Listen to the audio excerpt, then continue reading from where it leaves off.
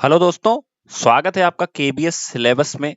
याद रखिए कि हम लोग अपने साइंस के सीरीज को कंप्लीट कर रहे थे जिसमें हमारा एक एक्स्ट्रा टॉपिक है जो कि आपका नाम है सिंपल मशीन। और इसके बारे में आप अगर डिटेल में पढ़ना चाहते हो तो मैं आपको एक बुक रिकमेंड करता हूं आईसीएससी बोर्ड की। देखो, मैं सीबीएसई नहीं कह रहा हूं, क्योंकि हमारा केबीएस जो होता है वो सीबीएसई एग्जाम करवाती है। और सीबीएसई के कहीं भी बुक में, चाहे आप हाई स्कूल का देख लोगे, नाइन्थ का, वहां पे सिंपल मशीन का कोई भी सिलेबस नहीं है। ठीक है। सो अगर आप लोग डिटेल में पढ़ना चाहते हो तो आप आईसीएससी बोर्ड की क्लास 10th की बुक पढ़ोगे, वहां पे आपको सिंपल मशीन का पूरा पूरा टॉपिक मिलेगा। और जैसा कि हम लोग अपने फिजिक्स का पार्ट कंप्लीट कर रहे हैं, तो इस पार्ट में हम क्या क्या पढ़ेंगे। एक तो हम पढ़ेंगे कि मशीन क्या होता है, वही आपके थ्री इडियट वाला, कि जो आपके रणछोड़ दास होते हैं उनके द्वारा जो मशीन की परिभाषा दी गई होती है उसके ऊपर डिपेंड करते हैं, यानी कि हम पढ़ेंगे मशीन क्या होती है। एंड साथ ही साथ पढ़ेंगे लीवर्स क्या होता है। ठीक है। सो दोस्तों, देर ना करते हुए स्टार्ट करते हैं हम, कि हमारे साथ सामने जो सिलेबस है वो मैं आपको, जैसा कि हर वीडियो में आपको दिखाता हूँ कि हमने क्या कंप्लीट किया है, ये जानना बहुत जरूरी है। तो जैसा कि मैं आपको दिखा रहा हूँ, ये पूरा का पूरा सिलेबस यहाँ तक हमने इसके पहले जितने भी वीडियोज हैं, 7 से 8 वीडियोज, इनमें हमने कंप्लीट कर रखा है। आज के इस सिलेबस में हमने इसको पढ़ना है। आप मान के चलो 1 से 2 वीडियो में मैं इसको कंप्लीट करूंगा, यानी आज या कल में पूरा का पूरा आपका फिजिक्स कंप्लीट हो जाएगा। और जैसा कि मैंने इस पे पूरे प्रीवियस ईयर के जितने भी फिजिक्स के क्वेश्चन आंसर थे, लगभग 10+ क्वेश्चन आंसर हैं, तो उनको भी करवाया है। यानी 20 नंबर में से आप देख सकते हो कि 10 नंबर की, यानी 50% आपकी साइंस मैंने कंप्लीट करा दी है। बाकी 50% में आपके ये दोनों आते हैं। और हम इसके बाद स्टार्ट कर देंगे अपना ये जो आप देख रहे हो, जैसा कि फिजिक्स, सॉरी, केमिस्ट्री आप देख रहे हो। इसके बाद हम अपनी केमिस्ट्री को पढ़ना स्टार्ट करेंगे। ठीक है। तो ज्यादा देर न करते हुए हम स्टार्ट करते हैं कि क्या होता है मशीन। आखिर मशीन क्या होता है, व्हाट इज मशीन। तो machine that makes the work easy for us. Simple सी भाषा में अगर आप कह सकते हो कि मशीन जो हमारे लिए काम को क्या करती है, आसान बनाती है, उसे हम क्या कहते हैं, मशीन कहते हैं। जैसा कि आप लोग सुने होंगे कि जो आपका थ्री इडियट में था, उसने भी यही कहा था कि पेन की निब से लेके पैंट की जिप तक सब मशीन ही मशीन है। तो काफी ज्यादा हंसे थे सब। तो इसी तरह से जो मशीन होती है वो सारा काम हमारा क्या करती है, आसान बनाती है। और दूसरी चीज क्या होता है, अगर हम एक थोड़ा सा प्रैक्टिकली चीज में जाएं तो हम देखते हैं उसमें कि it can lift maximum load. याद रखना कि ज्यादा से ज्यादा लोड इन मिनिमम इफर्ट, उसे हम मशीन कहते हैं। ठीक है। जैसे आप देखे होगे, हर चीज जो भी आप देख रहे होगे, कि आप बस देख रहे हो, ठीक है, तो बस में बहुत ज्यादा होता है लोड, जिसे आप एक आदमी उतने आदमियों का लोड उठा के खींच नहीं सकता है। पहले आप देखोगे रिक्शा हाथ से खींचा जाता था, फिर रिक्शा पैर से चलाया जाता था, उसमें 2 से 3 लोगों को खींचा जा सकता है। फिर हमने बस बना दी। बस में क्या है कि 50 60 या सैकड़ों आदमी इसमें ट्रेवल कर सकते हैं। फिर हमने ट्रेन बना दी, उसमें हजारों लोग ट्रेवल कर सकते हैं। सो दैट्स वाई आप कह सकते हो कि कम इफर्ट में हम अधिकतम भार को उठा सकते हैं, उसे ही हम मशीन कर सकते हैं। जैसा कि आप लोग देख रहे हो, एग्जाम्पल है ये स्क्रू जैक का है। आप देखते होगे कि जो कार वार को जब हमें उठाना होता है, उसके पहिए चेंज करने होते हैं, तो उसमें जो एग्जाम्पल आपके सामने ये दिख रहा है कि हमें कम इफर्ट लगाना होता है। ये जो इफर्ट आपको दिख रहा है कि हम बहुत कम इफर्ट लगाते हैं, लेकिन ये कार क्या होती है, उठ जाती है। ये कार ऊपर की ओर उठने लगती है। सो दैट्स वाई आप देख पा रहे होगे कि कम इफर्ट में हम ज्यादा लोड को उठा रहे हैं, और इसी को हम क्या कहते हैं, मशीन कहते हैं। दूसरी भाषा में मशीन क्या करते हैं, मशीन हमारा काम आसान बनाती है। तो आप देखो, अगर आपको इस कार को उठाना है तो 2-4 लोग उठा के खड़े होंगे, तब तो जाके ये काम बनेगा, हमारा पहिया निकलेगा। बट हम क्या कर रहे हैं, इसका यूज कर रहे हैं स्क्रू जैक का, और हम फटाफट इसको उठा ले रहे हैं। क्लियर हुआ। आगे देखते हैं कि मशीन का काम क्या है। तो मशीन के 3 काम हैं, जैसा कि आप लोग देख पा रहे हो। Force multiplier, speed multiplier and change in direction. अब देखो, फोर्स मल्टीप्लायर क्या होता है दोस्तों, बहुत ध्यान से समझिएगा इस चीज को, कि फोर्स मल्टीप्लायर जो होता है, ऐसा मशीन, ध्यान से समझना, ऐसा मशीन जो हमारे फोर्स को मल्टीप्लाई करे, उसे हम क्या कहते हैं, फोर्स मल्टीप्लायर। जैसे मान लो कि स्क्रू जैक, ये जो आप देख पा रहे होगे, इतना बड़ा लोड उठाना था, और इसमें हम क्या करते हैं, एक थोड़ा सा स्क्रू जैक चलाते हैं, ऐसे गोल गोल सा घुमाते रहते हैं, और इतना बड़ा बड़ा लोड हम लोग उठा लेते हैं। ये भी आपका एक स्क्रू जैक है जो आप देख पा रहे होगे। इसको थोड़ा सा प्रेशर करते हैं और पूरा का पूरा ट्रक उठ जाता है। तो आप इससे हम क्या कहते हैं कि जब हम कम फोर्स दें और हमारा फोर्स क्या हो जाए, मल्टीप्लाई हो जाए, तो उसे हम क्या कहते हैं, फोर्स मल्टीप्लायर। जो कि स्क्रू जैक में अभी हम पीछे भी देखे थे, वहां पे हमने कम फोर्स लगाया था। जब हम लोग घुमा रहे थे उसके हत्थे को या उसके हैंडल को, तो हम इफर्ट बहुत कम कर रहे थे, लेकिन कार जो हो रही थी वो उठ रही थी। इसी तरह से यहाँ पे एग्जांपल आप ट्रक का देख पा रहे होगे कि बहुत कम इफर्ट किया जाता है हमारे द्वारा और कार क्या हो जाती है, उठ जाती है। ठीक है, आगे देखते हैं स्पीड मल्टीप्लायर क्या होता है। मैं आपको समझा देता हूं कि कोई भी काम करने की स्पीड जो होती है ना वो हमारी बढ़ जाए। ठीक है, जैसे आप कैंची देखे होगे, ठीक है, आप देखो इसका ये जो इतना बड़ा सा पार्ट है, ये जो आपका आप देख रहे होगे यहाँ पे काफी बड़ा सा पार्ट है, ये क्या करता है, अगर हमें किसी कागज को फाड़ना होगा तो हम फाड़ तो लेंगे लेकिन टाइम ज्यादा लगेगा। तो ये जो कैंची है ये हमारे कागज को फाड़ने में, कपड़े को फाड़ने में टाइम कम करती है, टाइम को कम करती है, स्पीड हमारी बढ़ाती है। मतलब हमारे काम की क्या बढ़ा रही है, स्पीड बढ़ा रही है। अगर हमारा काम टाइम कम लग रहा है, इसका मतलब हमारी स्पीड क्या हो रही है, मल्टीप्लाई हो रही है।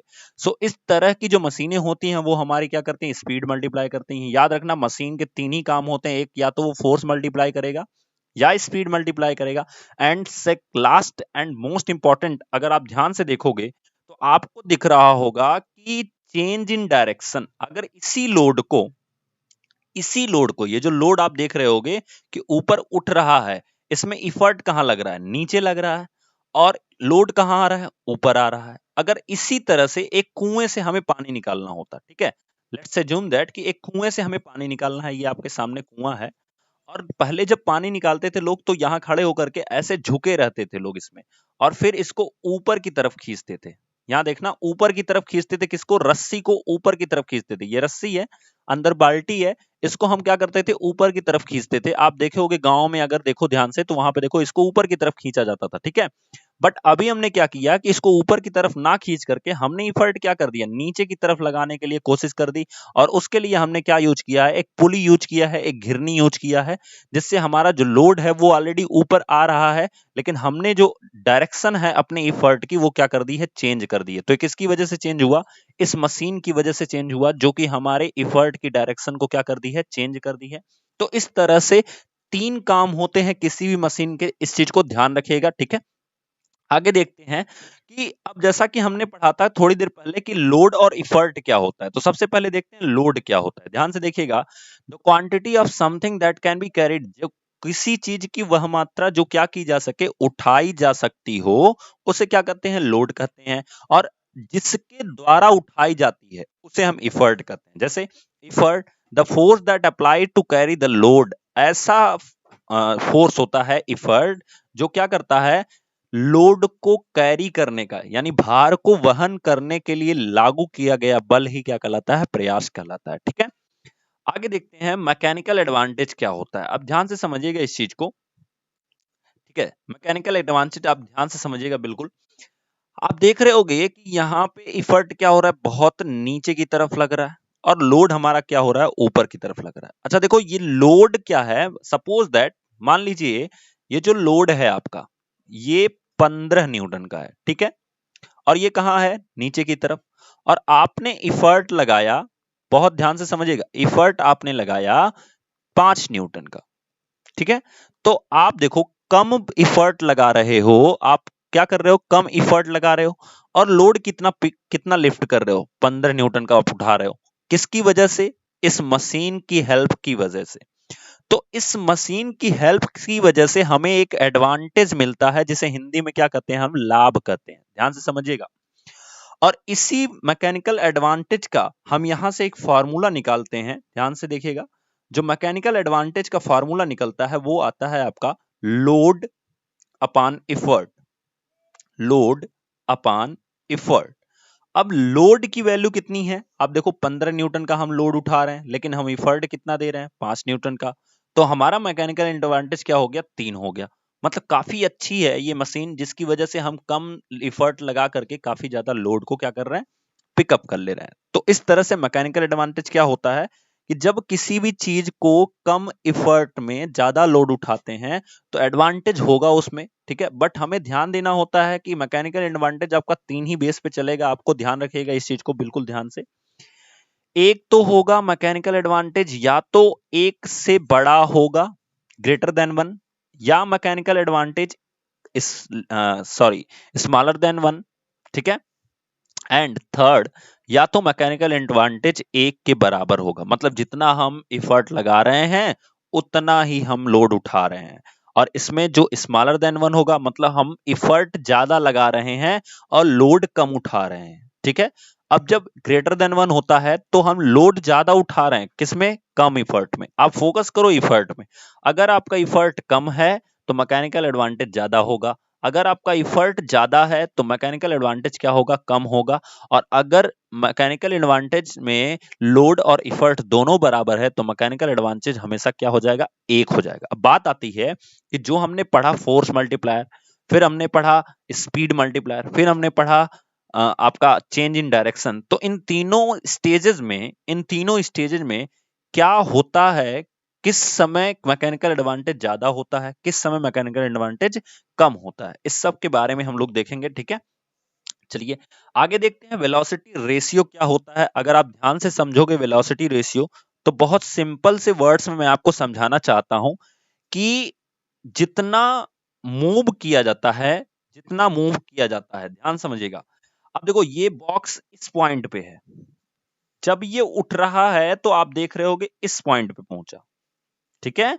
तो ये लोड का जो डिस्प्लेसमेंट हुआ है, अब देखो ये इंसान यहां पे है, जब ये नीचे आया तो यहां पे आ गया। अब ये दोनों पॉइंट्स को आप समझिएगा कि पहले यहां पे था, मान लीजिए यहां पे यक्स का चेंज आया तो किसमें आया? लोड में आया। और इनके इफर्ट में कितने का चेंज आया? आप देख रहे होगे इनके इफर्ट में वाई का जो चेंज है वो इतना सा है, बहुत छोटा सा है इसके कंपैरिजन में।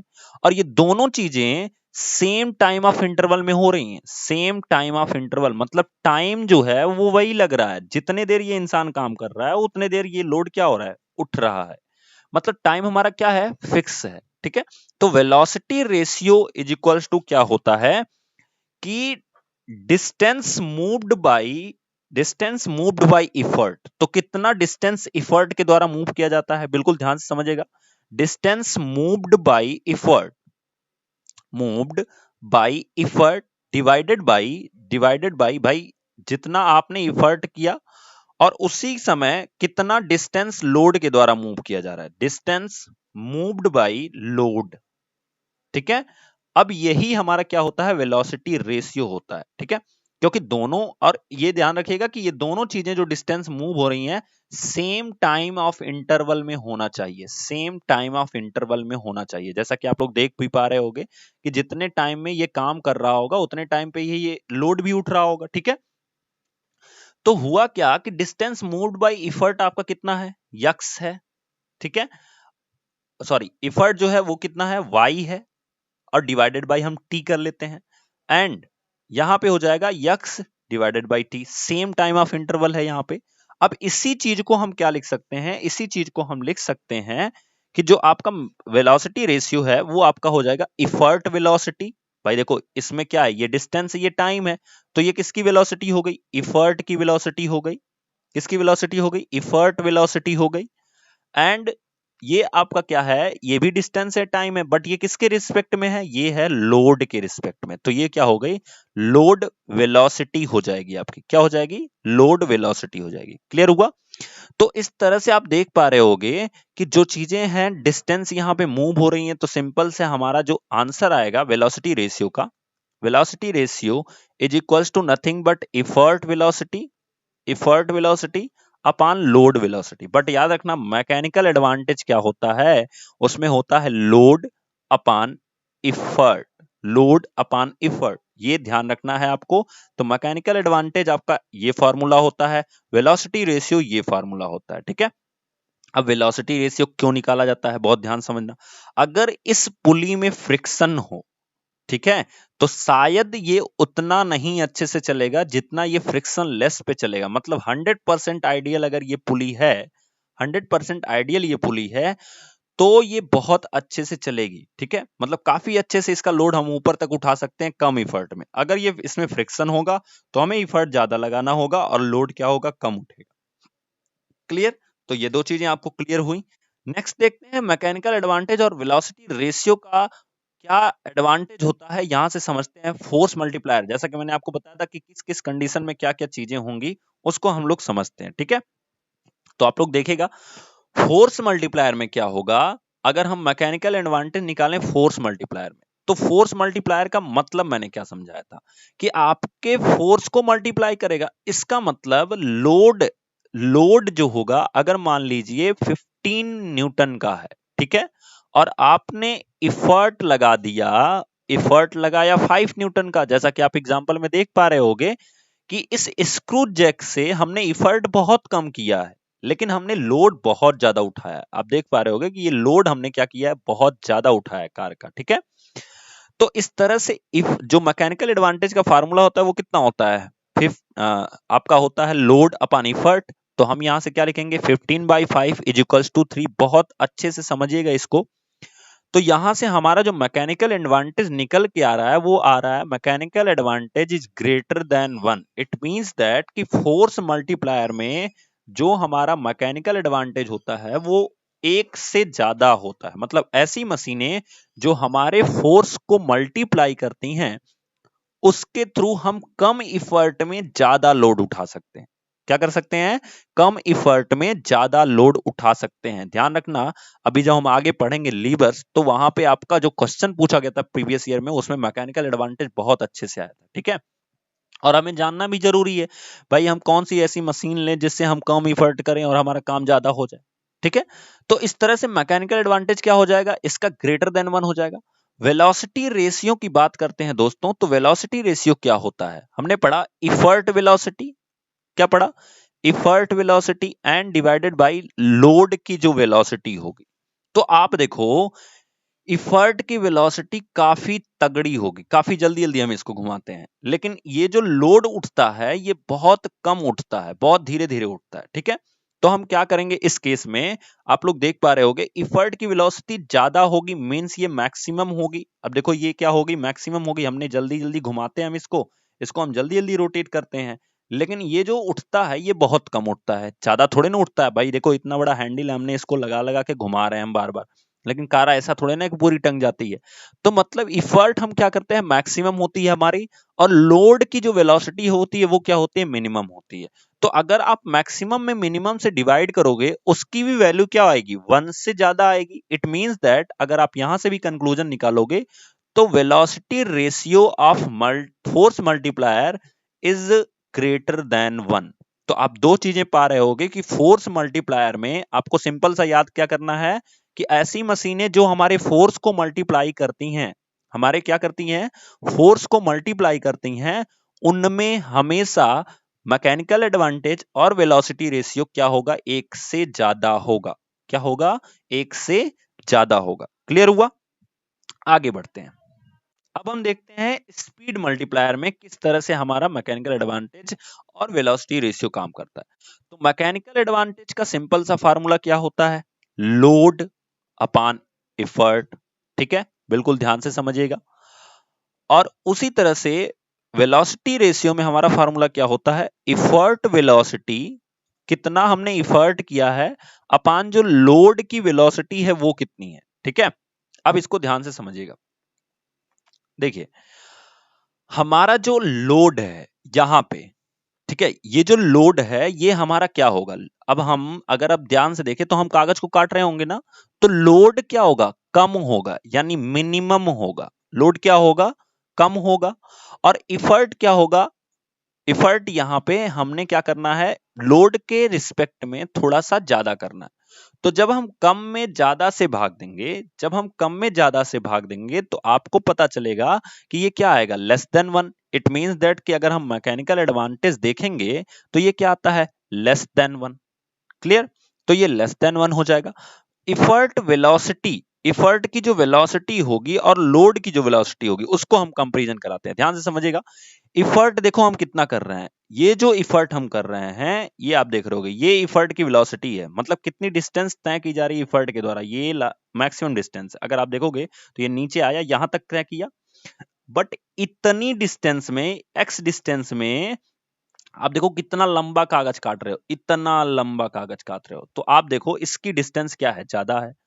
लोड की डिस्टेंस क्या है, ज्यादा है। हमें डिस्टेंस पे फोकस करना है गाइज, ये कंफ्यूज मत होना यहाँ पे कि यहाँ पे इफर्ट मैक्सिमम था तो हमारा यहाँ पे इफर्ट कम क्यों हो रहा है। बिकॉज यहाँ हम इफर्ट वेलोसिटी निकाल रहे हैं, हम कितना टाइम ऑफ इंटरवल में, मतलब कैंची जितने देर में घूम रही है उतने देर में हमारा इफर्ट देखो कम है, और हमने कागज क्या किया, इतना लंबा काटा, इतना लंबा। तो आप खुद देख पा रहे होगे अपनी आंखों से कि जो वाई है वो क्या है, मैक्सिमम है, और जो यक्स है वो क्या है, मिनिमम है। तो यानी कि जो अगर यक्स हमारा मिनिमम हो गया, यानी इफर्ट की वेलोसिटी क्या हो गई, मिनिमम हो गई, और वाई यानी लोड की वेलोसिटी क्या हो गई, मैक्सिमम हो गई, तो उस कंडीशन में हमारा जो वेलोसिटी रेशियो होगा वो भी क्या होगा, लेस देन 1 होगा, क्योंकि मिनिमम ऊपर है और मैक्सिमम क्या है, नीचे है।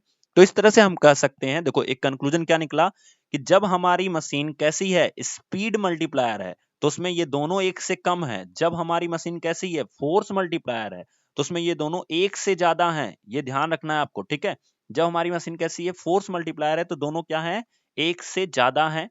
और जब हमारी मशीन क्या है, स्पीड मल्टीप्लायर है, तो दोनों क्या है, एक से कम है। आपके प्रीवियस ईयर क्वेश्चन में ये पूछा भी गया था कि मैकेनिकल एडवांटेज तृतीय श्रेणी उत्तोलक का कितना होता है।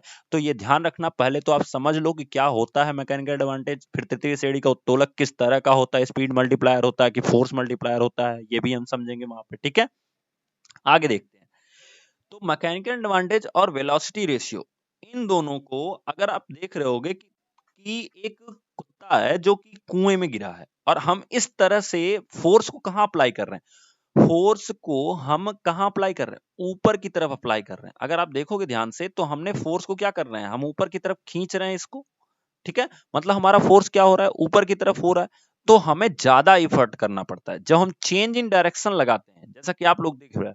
अगर मान लो इसी कुत्ते को हमें खींचना होता और उसमें हम पुली लगाते और उस कुत्ते को एक बॉक्स में बैठा देते, तो हमारा इफर्ट देखो बहुत कम होता है। अभी हमने इसको समझा था थोड़ी देर पहले, लेकिन हमारा लोड ज्यादा उठता है। अब देखो लोड का आपका पॉइंट ये है, और उठ कहां तक रहा है, आप देखोगे तो यहां तक आपका पॉइंट उठ रहा है, मतलब काफी ज्यादा उठ रहा है।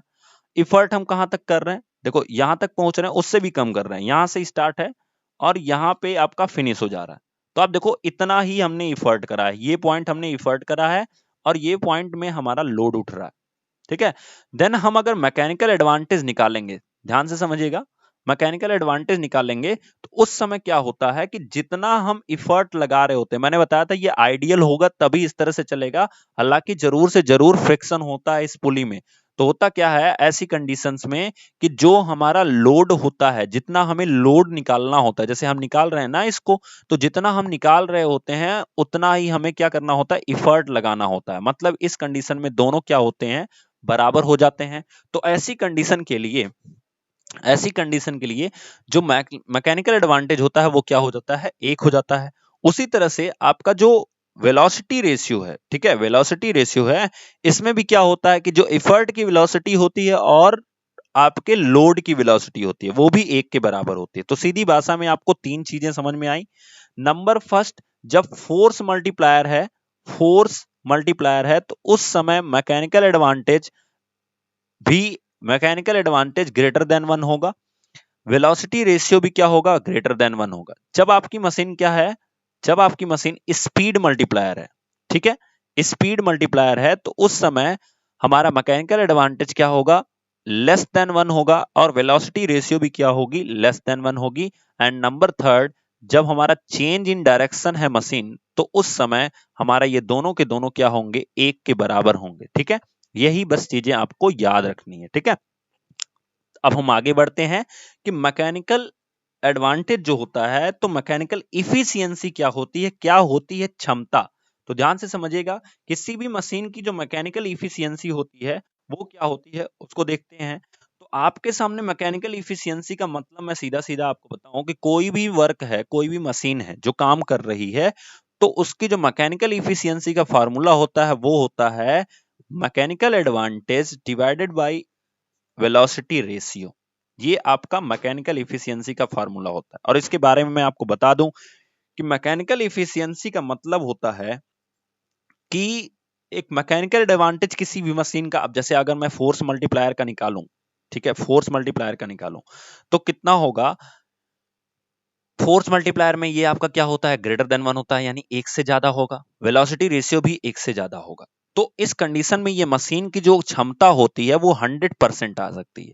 बट याद रखना, जब आपका ये velocity ratio and mechanical advantage अलग अलग कहीं कहीं मिलने लगे, तो उस समय ये मशीन, जैसे माने मैं आपको बताऊं कि आपकी घिरनी है तो 100% प्योर है, तो इसकी जो वेलोसिटी रेशियो है वो ग्रेटर देन 1 है, ठीक है।